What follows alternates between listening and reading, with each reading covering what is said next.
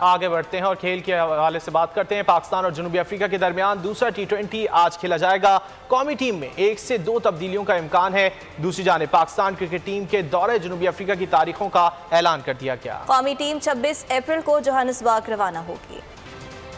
और इसी हवाले से बात करने हैं क्रिकेट एक्सपर्ट और तज्जियाकार सुहेब अलवी साहब। सुहेब साहब, बहुत शुक्रिया आपके वक्त का। सुहेब साहब, अगर बात की जाए पहले मैच की तो पाकिस्तान की बॉलिंग देखी जाए, अगर फास्ट बॉलिंग, तो उसमें इतनी कोई जान नजर नहीं आई। हारिस रऊफ को इब्तिदा में ही इतने रन पड़ गए थे कि उन्हें आखिर में फिर दोबारा लाया गया। गो के आखिर में जाके उन्होंने 2 विकेटें हासिल कर ली। तो आप क्या समझते हैं, क्या हसन अली को इस मैच में चांस दिए जाने का इम्कान है? देखिए, सबसे पहले ये देखना पड़ेगा कि हसन अली का फिटनेस लेवल क्या है। उन्होंने 2 टेस्ट मैचेस खेले हैं, 1 साल बाद वो इंजरी से आए। ठीक है, कायद आज़म ट्रॉफी में उन्होंने काफ़ी कंसिस्टेंटली खेला और अपनी फिटनेस प्रूव की, लेकिन we have to handle him very carefully because उनकी बैक इंजरी थी। और ये मौका भी होता है कि अगर हसन अली के ऑल्टरनेटिव्स आप ट्राई आउट करें। याद रहे, ये साउथ अफ्रीका की फर्स्ट 11 नहीं है, सेकंड 11 है, बिल्कुल लिटरली।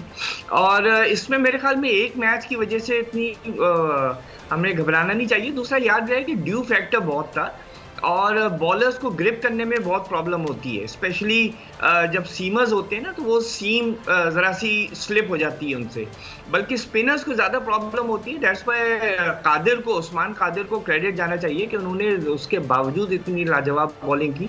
लेकिन बेसिकली जो प्रॉब्लम थी पाकिस्तानी बॉलर्स में वो ये था कि ज़रा सी एक तो ड्यू फैक्टर था और मेरे ख्याल में ज़रा सा वो ओवर कॉन्फिडेंट हो गया, क्योंकि जैसे हारिस रऊफ को जो पड़े हैं चौके वो बार बार बाउंस करे जा रहे थे, उनकी लाइन लेंथ का प्रॉब्लम था।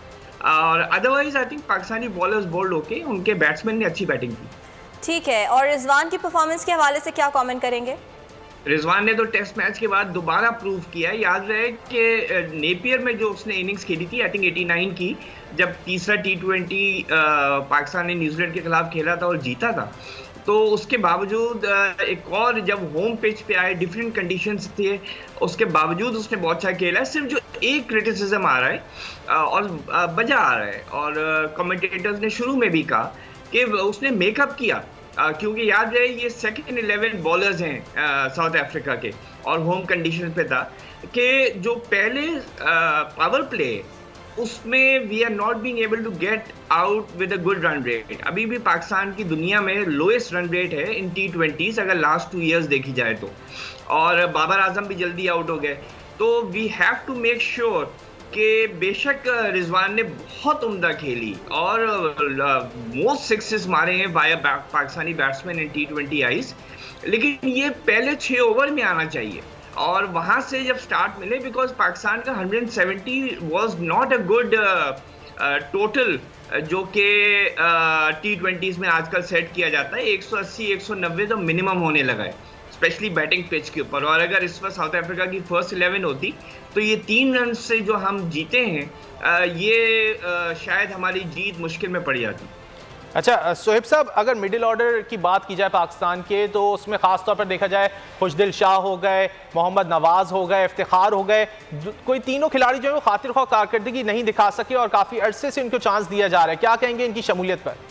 देखिए, यही मैं आपसे कहूँगा ना, आपके पहले 6 ओवर में आपका वो रन रेट नहीं था जो होना चाहिए था।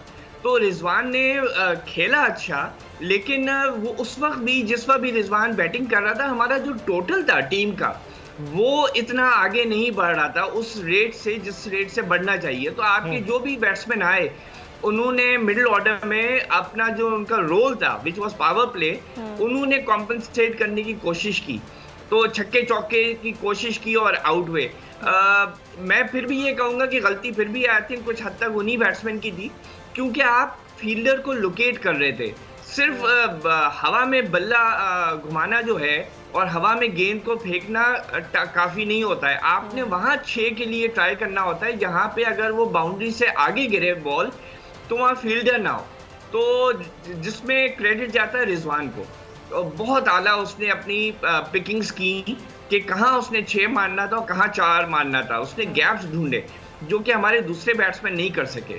तो यहाँ पे ज़रा सा उनका फॉल्ट होगा, ज़रा सा उनके ऊपर प्रेशर भी था रन रेट का, खुशदिल शाह हो गए, कुछ हो गए, लेकिन इनको जरा समझाना पड़ेगा कि हर T20 जो है वो सिर्फ छक्कों का गेम नहीं है और सिर्फ हवा में आपने नहीं मारना है, आपने अलोंग द ग्राउंड भी मारना है, आपने स्ट्राइक भी रोटेट करना है। सोहेब अलवी साहब, इस बारे में आप हमसे बात कर रहे थे कि T20 सीरीज में पाकिस्तान ने गो के बेहतरीन परफॉर्मेंस का मुजाहरा किया, कुछ शोबे ऐसे हैं जिनमें ओवरकम करने की जरूरत है।